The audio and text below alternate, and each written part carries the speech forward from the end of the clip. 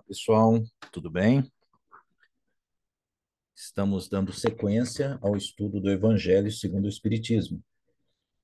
Hoje o encontro número 101, capítulo 24, Não pôr a candeia sob o alqueire, parte 2.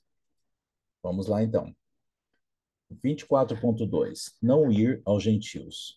Jesus enviou os 12 apóstolos depois de ter-lhes dado as seguintes instruções: Não procureis os gentios, não entreis nas cidades dos samaritanos, e diante as ovelhas desgarradas da casa de Israel, e nos lugares onde estiverdes, pregai, dizendo que o reino dos céus está próximo. Isso está em Mateus, capítulo 10, versículos 5 a 7.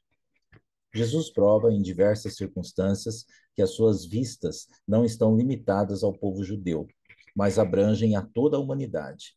Se então diz aos seus apóstolos para não se dirigirem aos pagãos, não é por desprezar a sua conversão, o que nada teria de caridoso, mas porque os judeus, acreditando no Deus único e aguardando o Messias, estavam preparados pela lei de Moisés e pelos profetas para receberem a sua palavra. Então, o texto aqui coloca que Jesus não era o Messias exclusivo do povo judeu, ele era o Messias de toda a humanidade. No entanto, Jesus também ensinou a seus apóstolos que eles deveriam pregar a todos os homens. Com o tempo, os apóstolos passaram a pregar aos gentios e o evangelho se espalhou por todo o mundo. E aqui Jesus fala aos apóstolos: não procureis os gentios. Ou seja, não procureis aqueles que não estão preparados para lidar com isso. Aqueles que não acreditam no Deus de Abraão, no Deus de Isaac, de Jacó, de Davi e assim por diante. E diante as ovelhas desgarradas da casa de Israel. Ou seja, dentre aqueles que já são judeus, existem os que se desgarraram. Procurem eles primeiro. Aí, continuando, ele coloca: para os pagãos, a base faltava, tudo estava por fazer, e os apóstolos não estavam suficientemente esclarecidos para uma tarefa tão pesada. É por isso que ele disse: Ide as ovelhas desgarradas de Israel, ou seja, ide semear em terreno já preparado, sabendo que a conversão dos gentios viria a seu tempo. Mais tarde, com efeito, foi no meio do paganismo que os apóstolos fincaram a cruz. Essas palavras também podem ser aplicadas aos adeptos e aos propagadores do espiritismo, os incrédulos sistemáticos, os zombadores obstinados, os adversários interesseiros. São para eles o que eram os gentios para os apóstolos. A exemplo deles, devem procurar prosélitos, primeiramente entre as pessoas de boa vontade, aqueles que desejam a luz, nos quais se encontra o germe fecundo, cujo número é grande, sem perderem tempo com aqueles que se recusam a ver e entender e que mais se aferram ao seu orgulho. Mais vale abrir os olhos a 100 cegos que desejam ver claramente do que a um só que se compraz na obscuridade, pois é aumentar o número dos que sustentam a causa em maior proporção. Aqui, o texto destaca a importância de compartilhar a verdade espiritual com aqueles que estão abertos, de fato, a recebê-lo, né? Mesmo que sejam poucos, do que tentar convencer pessoas que não estão abertas a recebê-los, mesmo que sejam muitos.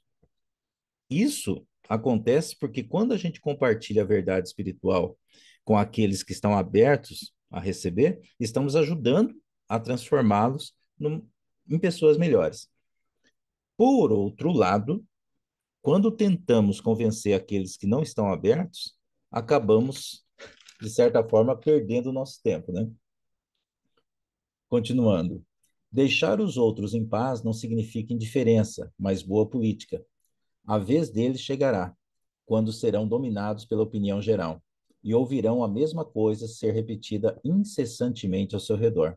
Então acreditarão aceitar a ideia voluntariamente, e por si mesmo, e não sob a pressão de um indivíduo. Depois, há ideias que são como sementes, não pode germinar antes da estação própria, e há não ser em terreno preparado. Eis porque é melhor aguardar o tempo propício, cultivando antes aquelas sementes que estão em condições para não abortar as outras por precipitação. Aqui está bem claro. As pessoas mudam de ideia conforme o tempo passa. Elas podem estar abertas a receber informação em um momento e fechadas em outro.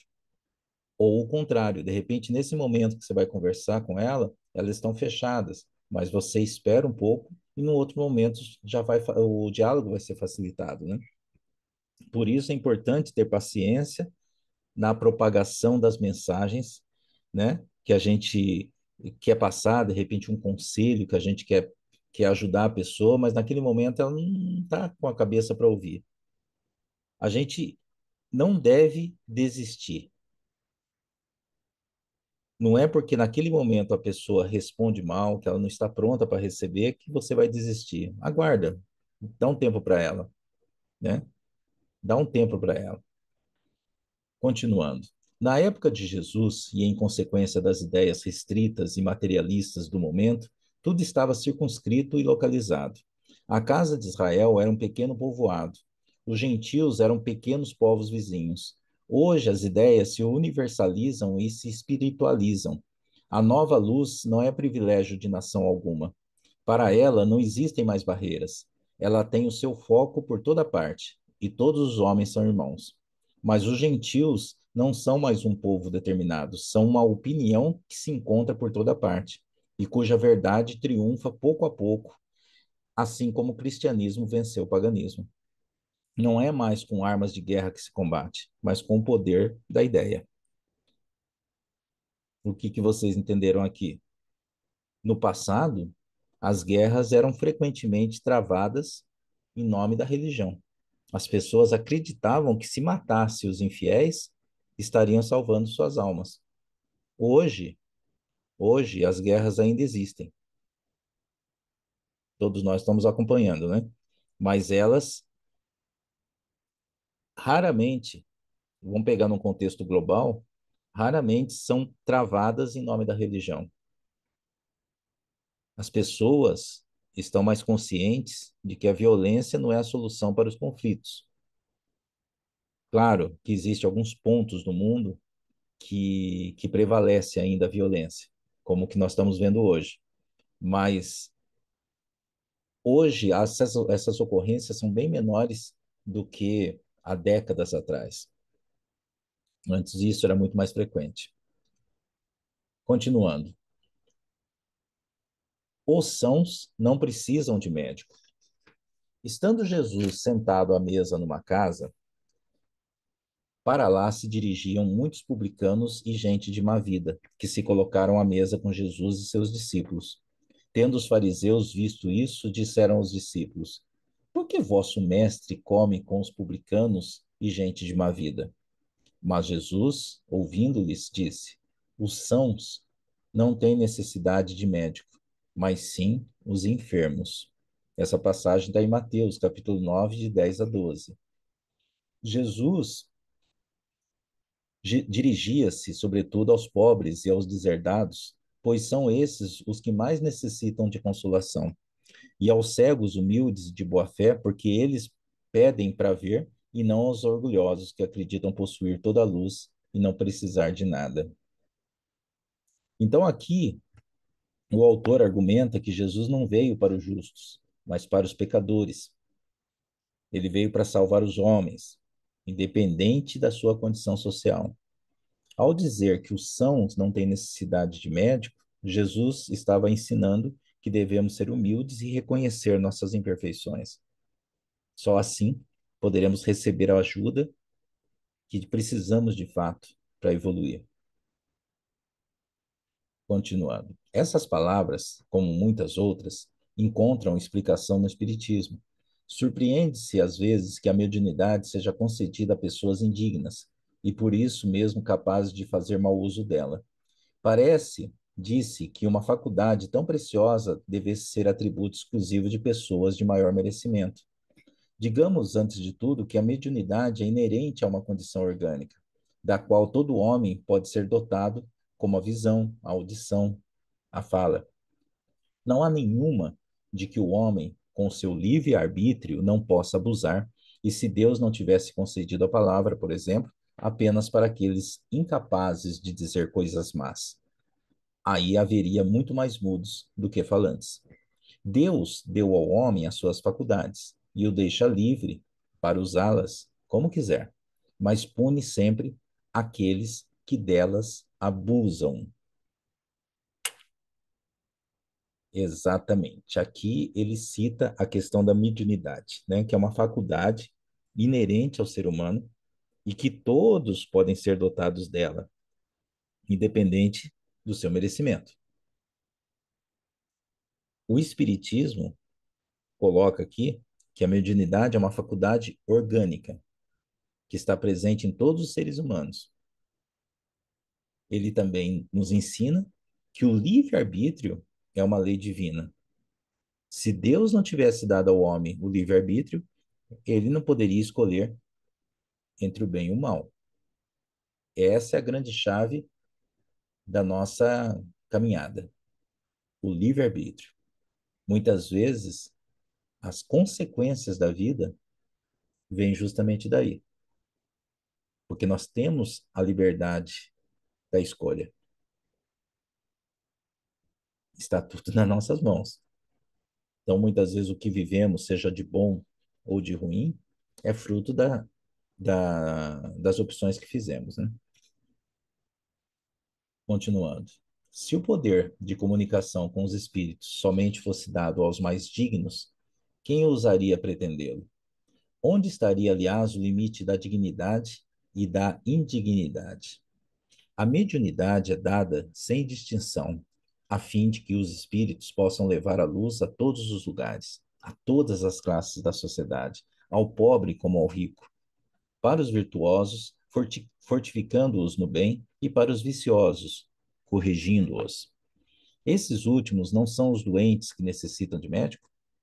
Porque Deus, que não quer a morte do pecador, o privaria do socorro que pode tirá-lo da lama. Os bons espíritos, então, vêm em sua ajuda e os seus conselhos, que ele recebe diretamente, são de natureza a impressioná-lo mais vivamente do que se os recebesse de maneira indireta. Sintetizando, ainda ele fala da mediunidade aqui, que é uma faculdade que deve ser usada para o bem e que ela é dada a todos, independente do seu merecimento. Deus, em sua bondade, para lhe poupar a dor de ir buscar a luz à distância, a coloca em suas mãos. Não será ele bem mais culpado se não a observar? Poderá ele desculpar-se da sua ignorância quando viu com seus próprios olhos, ouviu com seus ouvidos e pronunciou com a sua própria boca a sua condenação? Se ele não aproveitar a oportunidade, é punido com a perda ou a perversão da sua faculdade, de que os maus espíritos se apoderarão para obsedá-lo e enganá-lo sem prejuízo das aflições comuns com que Deus castiga os seus servidores indignos e os corações endurecidos pelo orgulho e pelo egoísmo. O autor aqui, ele argumenta que que quem recebe a mediunidade tem a responsabilidade de usá-la para o bem. E quem não usa a mediunidade para o bem receberá punições. A mediunidade não implica necessariamente as relações habituais com os espíritos superiores. É simplesmente uma aptidão para servir de instrumento, mais ou menos dócil aos espíritos em geral. O bom médium não é, então, aquele que tem facilidade de comunicação, mas o que é simpático aos bons espíritos somente por eles é assistido. É nesse sentido unicamente que a excelência das qualidades morais é de suma importância para a mediunidade. Entenderam? O texto coloca que a mediunidade não é garantia de que o médium terá contato com os espíritos superiores e que as qualidades morais do médium são mais importantes do que a sua capacidade mediúnica, ou seja, a sua conduta, né? A sua retidão. É isso aí que vai colocá-lo em contato com os bons espíritos. Isso acontece porque os bons espíritos são atraídos pelas qualidades morais do médium, enquanto os espíritos inferiores são atraídos pelas qualidades morais inferiores do médium. Ou seja, os bons se aproximam daquele que tem uma conduta reta, aquele que tem pensamentos, atitudes corretas. E os espíritos inferiores, eles se aproximam daquele médium que, que digamos assim, tem uma conduta contestada, que não é tão, tão correto no seu dia a dia. Então, o bom ou mal, o bom médium, como ele diz aqui, não é, a gente não analisa o bom médium através da facilidade de comunicação, mas é aquele que é simpático aos bons espíritos. O próximo encontro é a terceira parte do capítulo 24, terceira e última parte do capítulo 24, não pôr a candeia sob o alqueire. Até a próxima semana. Que Deus abençoe a vida de cada um de vocês.